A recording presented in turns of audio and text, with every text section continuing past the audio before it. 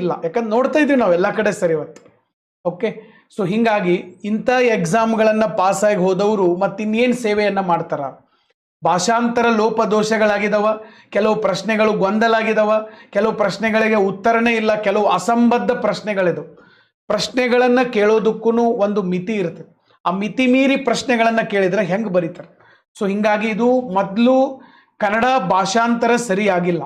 ಇದು ನಮ್ಮ ಕನ್ನಡ ಮಾಧ್ಯಮ, ಈಗೇನು KPSC ಬರಿತಾ ಇದ್ದಾರೆ, 90% people are from Kannada background, Kannada ಮಾಧ್ಯಮದ ವಿದ್ಯಾರ್ಥಿಗಳೇ ಇರ್ತಾರೆ. ಅವರಿಗೆ ಆದಂಥ ಅತಿ ದೊಡ್ಡ ಅನ್ಯಾಯ ಇದು. ಯಾಕಂತಂದರೆ ಇಂಗ್ಲೀಷ್ ಮೀಡಿಯಮಲ್ಲಿನೂ ಕ್ವಶನ್ ಪೇಪರ್ ಇರ್ತದೆ, ಇಂಗ್ಲೀಷಲ್ಲಿ ಇದ್ದಿದ್ದು ಫೈನಲ್, ಕನ್ನಡದಲ್ಲಿ ತಪ್ಪಿದ್ರು ನೀವು ಇಂಗ್ಲೀಷ್ ನೋಡ್ರಿ ಅಂತ ಕ್ವಶನ್ ಪೇಪರ್ ಮೇಲೆ ಇರುವಂಥದ್ದು. ನಾವು ಆಡಳಿತ ಭಾಷೆ ಕನ್ನಡ ಮಾಡಿದ್ದೀವಿ, ಪ್ರತಿಯೊಂದು ಅಂಗಡಿ ಮುಂಗಟ್ಟುಗಳ ಮೇಲೆ ಇಷ್ಟು % ಕನ್ನಡದಲ್ಲೇ ಬೋರ್ಡ್ ಬರೀಬೇಕಂತ ನಾವು ರೂಲ್ಸ್ ಮಾಡ್ತಾ ಇದ್ದೀವಿ. ಅಂಥದ್ರಲ್ಲಿ